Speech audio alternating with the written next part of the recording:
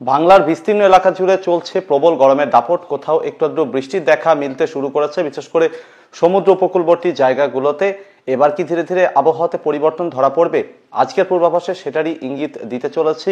সেই সাথে বর্ষা এক্সপ্রেস কবে থেকে নড়াচড়া করতে পারে, কবে থেকে এগোতে পারে সামনের দিকে, সেই ব্যাপারে জানাবো। প্রিয় দর্শক, আপনারা দেখছেন ওয়েদার উইথ শুভেন্দু। আজ হলো জুনের 12 তারিখ, বৃহস্পতিবার, সাল 2025। প্রিয় দর্শক, একটু অসময়ে আজকে ভিডিও রেকর্ডিং করছি।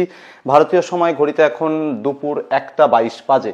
সর্বশেষ উপগ্রহ চিত্রে আরব সাগরের বিভিন্ন এলাকা, বিশেষ করে গোয়া এবং মহারাষ্ট্রের উপকূলবর্তী, সেই সাথে কর্ণাটকের যে উপকূলবর্তী জায়গাগুলো, এখানে কিন্তু মেঘের আনাগোনা অনেকটাই বেড়েছে। আগামী কয়েকটি দিনের মধ্যে এই পশ্চিম ভারতের উপকূলবর্তী রাজ্যগুলোতে ভারী থেকে অতি ভারী, কোথাও কোথাও চরম ভারী বর্ষণের আশঙ্কা কিন্তু তৈরি হচ্ছে। ফলে মুম্বাই সহ আশেপাশের মহারাষ্ট্র, গোয়ার কিছু কিছু জায়গা বন্যা প্লাবিত হওয়ার আশঙ্কা তৈরি হচ্ছে। এদিকে আরব সাগরের পাশাপাশি বঙ্গোপসাগরের বিস্তীর্ণ এলাকাতেও কিন্তু মেঘের আনাগোনা বেড়েছে। প্রিয় দর্শক, এই মুহূর্তে একটা ঘূর্ণিঝড়, সেটা কিন্তু ভিয়েতনামের উপকূলে আছড়ে পড়তে চলেছে, এরকমই সম্ভাবনা রয়েছে। ওয়েদার সিস্টেমটা টানে একটা আর্দ্রতার একটা বড় অংশ, বিশেষ করে মৌসুমী বায়ু, যেহেতু এখন ভারত মহাসাগর, বঙ্গোপসাগর, আরব সাগরে প্রভাব দেখাচ্ছে, তো মৌসুমী বায়ুর একটা বড় অংশ কিন্তু এই সিস্টেমটা চারিদিকে চলে যাচ্ছে এবং এখানে রোটেট করছে। ফলে খেয়াল করে দেখবেন যে সাধারণত মৌসুমী বায়ু ঢুকে যাওয়ার পর বা মৌসুমী বায়ু আসা ঠিক আগের মুহূর্তে আকাশে যেভাবে মেঘাচ্ছন্নতার পরিমাণ বৃদ্ধি পায়, এখন ঠিক তার উল্টোটা হয়েছে।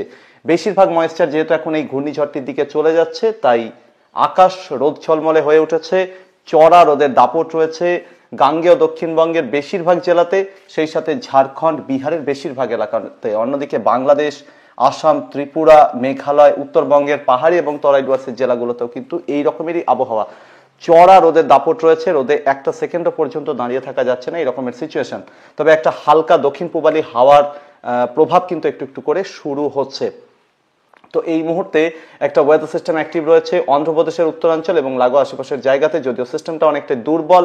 ম্যাক্সিমাম ময়েশ্চার যেহেতু এখন ঘূর্ণিঝড়ের টানে থাইল্যান্ড উপসাগরের দিকে এবং লাগোয়া আশেপাশের দক্ষিণ চীন সাগরের দিকে চলে যাচ্ছে, তাই এখানে আর্দ্রতার যোগান কিন্তু কমেছে। তবে তা সত্ত্বেও যেটুকু আর্দ্রতা রয়েছে, তার সাথে সাথে ওয়েদার সিস্টেমের প্রভাব রয়েছে, বাতাসে ইনস্টেবিলিটি তৈরি হচ্ছে। তারই সুবাদে ওড়িশার বিভিন্ন জায়গা, গাঙ্গেয় দক্ষিণবঙ্গের দক্ষিণাঞ্চলে, পূর্ব পশ্চিম মেদিনীপুর, 24 পরগনা, কলকাতা লাগোয়া কিছু জায়গা, হাওড়া, এই এলাকাগুলোতে টুকরো টুকরো বজ্রগর্ভ মেঘপুঞ্জ তৈরি হতে শুরু করেছে।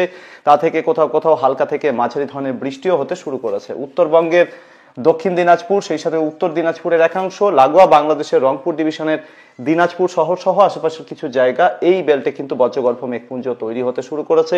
বিহারের নেপাল লাগোয়া উত্তরাঞ্চলে কিছু কিছু জায়গাতেও খানিকটা মেঘপুঞ্জ টানা বাঁধতে দেখা যাচ্ছে। তবে বেশিরভাগ জায়গাতে কিন্তু আকাশ মোটের উপর পরিষ্কার, রোদ ঝলমলে, চড়া রোদের দাপট রয়েছে, প্রবল গরমের দাপট রয়েছে এবং সেই সাথে বৃষ্টির সম্ভাবনা অনেকটাই আজও কম থাকছে। প্রিয় দর্শক, লাগাতার তাপমাত্রা বাড়ছে বিভিন্ন জায়গাতে এবং ভারতবর্ষের বিভিন্ন এলাকার সঙ্গে সঙ্গে পূর্ব ভারতের দিকে ঝাড়খণ্ড, পশ্চিমবঙ্গ, এমনকি বাংলাদেশের বিভিন্ন জায়গা, বিহার, ওড়িশার বিভিন্ন জায়গা, ত্রিপুরা, আসামের বিভিন্ন জায়গাতে প্রবল গরম চলছে। যদিও পূর্বাভাসে এরকমটাই জানিয়েছিলাম। গতকাল 11ই জুন বুধবার কোথায় কেমন তাপমাত্রা ছিল সেটার দিকে নজর রাখতে গেলে চোখ কপালে উঠছে, কারণ বর্ষা প্রায় দোরগোড়ায় রয়েছে। যদিও একই জায়গায় থমকে রয়েছে প্রায় 10 থেকে 12 দিন ধরে, সামনে এগোচ্ছে না।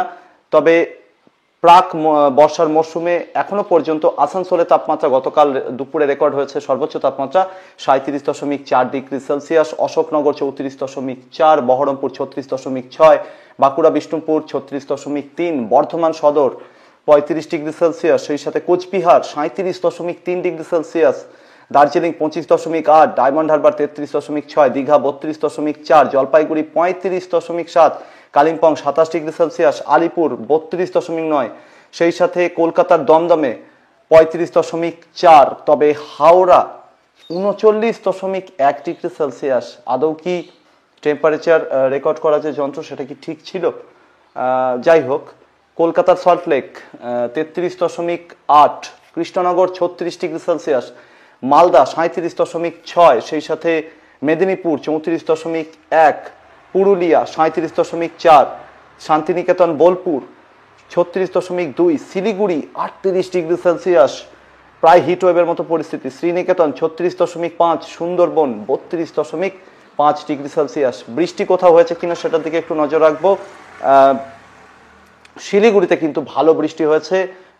এর আগে 45.4 মিলিমিটার বৃষ্টি এখানে রেকর্ড করা হয়েছে। সেই সাথে ছিটেফোঁটা বৃষ্টি রেকর্ড হয়েছে পুরুলিয়াতে। অন্যদিকে মেদিনীপুর শহরে মাত্র 1 মিলিমিটার বৃষ্টি রেকর্ড করা হয়েছে, হাওড়াতে 1 মিলিমিটার, সেই সাথে কালিম্পংয়ে 2 মিলিমিটার, অন্যদিকে 3 মিলিমিটার বৃষ্টি রেকর্ড করা হয়েছে জলপাইগুড়িতে, 34 মিলিমিটার বৃষ্টি রেকর্ড হয়েছে দীঘাতে, সেই সাথে 7 মিলিমিটার বৃষ্টি রেকর্ড হয়েছে ডায়মন্ড হারবারে, 12 মিলিমিটার বৃষ্টি রেকর্ড হয়েছে কোচবিহারে, 1 মিলিমিটার বৃষ্টি রেকর্ড হয়েছে দার্জিলিংয়ে, সেই সাথে বর্ধমান মাফ করবেন বিষ্ণুপুর শহরে রেকর্ড হয়েছে 10.4 মিলিমিটার, বাঁকুড়াতে রেকর্ড হয়েছে 10 মিলিমিটার মতো বৃষ্টি। অর্থাৎ এর আগে গতকালকের পূর্বাভাসে যেরকমটা জানিয়েছিলাম দক্ষিণবঙ্গের দক্ষিণাঞ্চলের জেলাগুলোতে কিন্তু বৃষ্টি হয়েছে, তবে তা সত্ত্বেও সেখানে ভ্যাপসা গুমোট গরম ছিল। অন্যদিকে দক্ষিণবঙ্গের খানিকটা উত্তর দিকে যে জেলাগুলো যেমন পশ্চিম বর্ধমান, পূর্ব বর্ধমান, বীরভূম, মুর্শিদাবাদ, নদিয়া এবং লাগোয়া বাঁকুড়ার কিছু কিছু জায়গা, হুগলির একাংশ, পুরুলিয়ার কিছু কিছু জায়গা, এই বেল্টে কিন্তু দক্ষিণবঙ্গের সমুদ্র তীরবর্তী জেলার তুলনায় তাপমাত্রা আরো বেশি রয়েছে। হামেশাই মোটামুটি 36 থেকে 39 ডিগ্রি সেলসিয়াসের মধ্যে ঘোরাফেরা করেছে। অন্যদিকে উত্তরবঙ্গের যে জেলাগুলো রয়েছে মালদা, দিনাজপুর এবং পাহাড়ি তরাই ডুয়ার্সের জেলাগুলো, সেই সাথে আসাম, মেঘালয়, ত্রিপুরা, বাংলাদেশের বিভিন্ন এলাকা, অন্যদিকে বিহার, ঝাড়খণ্ডের বিভিন্ন জায়গায় এখানে কিন্তু তাপমাত্রা অনেক বেশি। প্রিয় দর্শক, যত সময় যাবে দক্ষিণের তুলনায় কিন্তু লাগাতার উত্তরে তাপমাত্রা এবার ধীরে ধীরে বৃদ্ধি পাবে, কারণ সূর্যের এখনো কিন্তু লাগাতার উত্তরায়ণ হয়ে চলেছে, ফলে উত্তর দিকের এলাকাগুলোতে তাপমাত্রা আরো বৃদ্ধি পাওয়ার আশঙ্কা থাকছে। তবে স্বস্তির খবর এটাই যে ধীরে ধীরে কিন্তু বৃষ্টিও শুরু হয়ে যাবে, অর্থাৎ হয়তো এই পর্ব, এই গরমের এই পর্ব হয়তো আর খুব বেশি দীর্ঘ হবে না, আশা রয়েছে এবার ধীরে ধীরে বৃষ্টি শুরু হবে, তাপমাত্রা একটু একটু করে কমবে। তবে তার আগে পর্যন্ত তাপমাত্রা কিন্তু আরো খানিকটা বেড়ে যাবে উত্তর দিকের বিভিন্ন এলাকাতে এবং দক্ষিণবঙ্গের উত্তরাঞ্চলের দিকটাতে, সেখানেও কিন্তু তাপমাত্রা বাড়বে।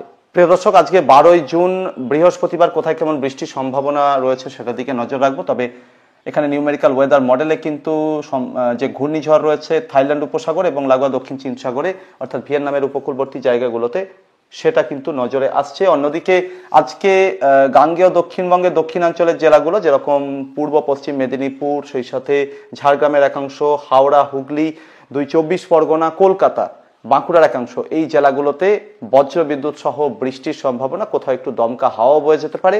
তবে প্যাটার্ন কিন্তু চেঞ্জ হয়েছে, অর্থাৎ কালবৈশাখীর ধাঁচে যে ঝড় বৃষ্টি, উত্তর পশ্চিম বা পশ্চিম দিক থেকে আসা ঝড় বৃষ্টি, সেটা পরিবর্তিত হয়ে এখন মেঘের যে মুভমেন্ট, সেটা কিন্তু আপনারা দক্ষিণ পূর্ব দিক থেকে অথবা পূর্ব দিক থেকে পশ্চিমের দিকে যাবে, অথবা দক্ষিণ পূর্ব থেকে উত্তর পূর্ব দিকে যাবে, মাফ করবেন দক্ষিণ পূর্ব থেকে উত্তর পশ্চিমের দিকে যাবে, এই রকমের সিচুয়েশন কিন্তু থাকবে। তো এই জেলাগুলোতে আজকে বৃষ্টির সম্ভাবনা। এবং গাঙ্গেয় দক্ষিণবঙ্গের উত্তরাঞ্চলে মুর্শিদাবাদ, নদিয়া, পূর্ব পশ্চিম বর্ধমান, পুরুলিয়ার বেশিরভাগ জায়গার সঙ্গে সঙ্গে বাঁকুড়া উত্তরাঞ্চল, নদিয়ার উত্তরাঞ্চলের বিভিন্ন জায়গা, এই বেল্টে কিন্তু ঝড় বৃষ্টির কোনো রকম সম্ভাবনা নেই। অন্যদিকে উত্তরবঙ্গের সমতলের কোথাও কোথাও, বিশেষ করে মালদা, দিনাজপুরের একাংশে আজকে একটু আধটু বৃষ্টির সম্ভাবনা রয়েছে, যদিও বেশিরভাগ জায়গা ড্রাই থাকতে পারে। উত্তরবঙ্গের সমতলের জেলা, মাফ করবেন উত্তরবঙ্গের পাহাড়ি এবং তরাই ডুয়ার্সের জেলাগুলোতে ঝড় বৃষ্টির সম্ভাবনা কম। তবে দার্জিলিং, কালিম্পং এবং লাগোয়া সিকিমের কোথাও কোথাও খানিকটা অ্যাক্টিভিটি হতে পারে। বিহারের উত্তরাঞ্চলে নেপাল লাগোয়া জায়গাগুলো দিকে অ্যাক্টিভিটির সম্ভাবনা। ঝাড়খণ্ডে কোথাও কোনো বৃষ্টির সম্ভাবনা প্রায় নেই বললেই চলে। দক্ষিণ ঝাড়খণ্ডে একটু আধটু মেঘের আনাগোনা, একটু আধটু বৃষ্টি হতেও পারে। ওড়িশার বেশিরভাগ জায়গাতে আজকে থান্ডারস্টর্ম অ্যাক্টিভিটির সম্ভাবনা, বৃষ্টিপাতের পরিমাণ হালকা থেকে মাঝারি ধরনের হতে পারে। বাংলাদেশের দক্ষিণাঞ্চলে বরিশাল, খুলনা, চট্টগ্রাম ডিভিশন, সেই সাথে বাংলাদেশের সিলেট ডিভিশন, ঢাকা ডিভিশন একাংশ, ভারতের ত্রিপুরা, মেঘালয়, আসামের বিভিন্ন জায়গাতে আজকে অ্যাক্টিভিটির সম্ভাবনা। তবে আসামের উত্তরবঙ্গ লাগোয়া যে জায়গাগুলো রয়েছে, বঙ্গাইগাঁও, কোকরাঝাড়, গুয়াহাটি, এখানে ঝড় বৃষ্টির সম্ভাবনা কম। আসামের শিলচর সহ আশেপাশের জায়গাগুলো, এই দিকটাতে অ্যাক্টিভিটির সম্ভাবনা। বাংলাদেশের বাকি জায়গাগুলোতে, বিশেষ করে রাজশাহী ডিভিশন, খুলনা ডিভিশনের উত্তরাঞ্চল, ঢাকা ডিভিশনের পশ্চিম দিকটা, সেই সাথে রংপুর ডিভিশনের কিছু কিছু এলাকা, ময়মনসিংহ ডিভিশনের কিছু জায়গা, এখানে অ্যাক্টিভিটির সম্ভাবনা কিন্তু আজকেও নেই। প্রবল গরমের দাপট চলবে। যেখানে বৃষ্টি হচ্ছে সেখানেও যে একেবারেই ঝপ করে যে গরমটা কমে যাবে তা কিন্তু নয়, গরম কম বেশি চলতে থাকবে। বৃষ্টির সময়টা সামান্য স্বস্তিদায়ক পরিস্থিতি হতে পারে। আগামীকাল 13ই জুন শুক্রবারে পরিস্থিতিতে বড়সড় পরিবর্তনের সম্ভাবনা কম, তবে আর্দ্রতাপূর্ণ হাওয়ার যোগান থাকবে। ভ্যাপসা গুমোট গরম প্রায় একই রকমের থাকবে। ওড়িশার দিকে অ্যাক্টিভিটি খানিকটা বেশি সম্ভাবনা। বিহারের উত্তরাঞ্চলে নেপাল লাগোয়া জায়গার দিকে খানিকটা অ্যাক্টিভিটি সম্ভাবনা। পূর্ব বাংলাদেশ, ভারতের ত্রিপুরা, মেঘালয়, আসামের দিকটাতে অ্যাক্টিভিটি সম্ভাবনা। তবে উত্তরবঙ্গের পাহাড়ি এবং তরাই ডুয়ার্সের জেলাগুলো, দার্জিলিং, কালিম্পং, জলপাইগুড়ি, আলিপুরদুয়ার, কোচবিহার, এখানে বৃষ্টিপাতের সম্ভাবনা রয়েছে। অন্যদিকে দক্ষিণবঙ্গের বেশিরভাগ জেলার সঙ্গে সঙ্গে উত্তরবঙ্গের মালদা, দিনাজপুর অর্থাৎ সমতলের জেলাগুলোতে ড্রাই বা শুকনো আবহাওয়া চলার সম্ভাবনা বেশি। তবে দক্ষিণবঙ্গের দক্ষিণাঞ্চলে কলকাতা, হাওড়া, হুগলি, 2 চব্বিশ পরগনা, পূর্ব পশ্চিম মেদিনীপুর, ঝাড়গ্রাম এবং লাগোয়া বাঁকুড়া, পুরুলিয়ার একাংশে এখানে একটু আধটু অ্যাক্টিভিটির সম্ভাবনা রয়েছে। সমুদ্র তীরবর্তী জেলাগুলোর দিকে কোথাও কোথাও একটু মাঝারি ধরনের বৃষ্টি হয়ে গেলেও অবাক হওয়ার কিছু থাকবে না। তো এরপর যেটা হতে থাকবে, যে ওয়েদার সিস্টেমটা থাইল্যান্ড উপসাগর এবং লাগোয়া এলাকার দিকে রয়েছে, ভিয়েতনামের দিকে এগোচ্ছে। তো এই ওয়েদার সিস্টেমটার প্রভাব কিন্তু বঙ্গোপসাগরের এই জায়গাগুলোতে পড়বে, ফলে মায়ানমার এবং লাগোয়া যে জায়গাগুলো রয়েছে এখানে অ্যাক্টিভিটি বাড়তে থাকবে এবং সম্ভাবনা রয়েছে সিস্টেমটা ধীরে ধীরে বঙ্গোপসাগরে এসেও হাজির হতে পারে, এরকম একটা সম্ভাবনা কিন্তু রয়েছে। তো জুনের মোটামুটি 14 তারিখেও দক্ষিণবঙ্গের বেশিরভাগ জায়গায় ড্রাই থাকার সম্ভাবনা। বাংলাদেশের একটা বড় এলাকা, বিশেষ করে পশ্চিম প্রান্ত, মধ্যভাগের বিভিন্ন এলাকা এখানে ড্রাই থাকার সম্ভাবনা। ঝাড়খণ্ডের দিকে অ্যাক্টিভিটি শুরু হবে, কারণ এখানে দুই বিপরীতধর্মী হাওয়া মুখোমুখি হওয়ার সম্ভাবনা। ওড়িশাতে অ্যাক্টিভিটি আরো বৃদ্ধি পেতে পারে, হালকা থেকে মাঝারি ধরনের বৃষ্টির সঙ্গে কোথাও কোথাও ওড়িশার একাত পশলা ভারী বৃষ্টিও হতে পারে।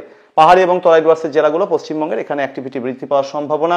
আসাম, মেঘালয়, ত্রিপুরার দিকে অ্যাক্টিভিটি বৃদ্ধি পাওয়ার সম্ভাবনা। তবে পশ্চিমবঙ্গ, বাংলাদেশের উপকূলবর্তী জায়গাগুলোতে একটু আধটু অ্যাক্টিভিটি অর্থাৎ বৃষ্টি হওয়ার সম্ভাবনা কিন্তু রয়েছে। জুনের 15 তারিখ হতে হতে এই ওয়েদার সিস্টেমটা ধীরে ধীরে বঙ্গোপসাগরে এসে তার প্রভাব প্রতিপত্তি বিস্তার করতে পারে এবং ধীরে ধীরে এখানে কিন্তু আর্দ্রতাপূর্ণ হাওয়ার যোগান বাড়বে, কারণ ইতিমধ্যেই এই আরব সাগর বঙ্গোপসাগরে আর্দ্রতা চলে যাচ্ছে থাইল্যান্ড উপসাগরের দিকে। যখন সিস্টেমটা এদিকে সরে আসবে ততক্ষণে কিন্তু আর্দ্রতার যোগান এখানে বাড়তে থাকবে, অর্থাৎ উত্তর বঙ্গোপসাগর এবং লাগোয়া জায়গাগুলোতে। তবে সিস্টেমটা ট্র্যাক কিন্তু সরাসরি পশ্চিমের দিকেই রয়েছে, ফলে ওড়িশা নিশ্চিতভাবেই বেশি বৃষ্টি পাবে বলে মনে হচ্ছে।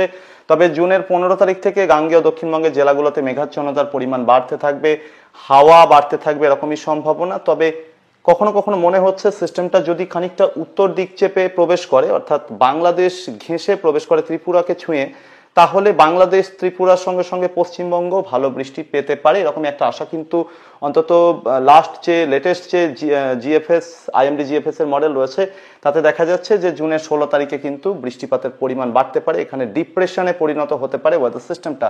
তার আগে কিন্তু সিস্টেমটা যখন আসতে থাকবে এই দিক থেকে স্থলভাগের উপর দিয়ে যখন আসবে তখন কিন্তু এটা শক্তি ক্ষয় করে ঘূর্ণাবর্ত এবং পরবর্তীতে বঙ্গোপসাগরে এসে নিম্নচাপ, তারপর আবারও এটা ডিপ্রেশন অর্থাৎ গভীর নিম্নচাপে পরিণত হতে পারে।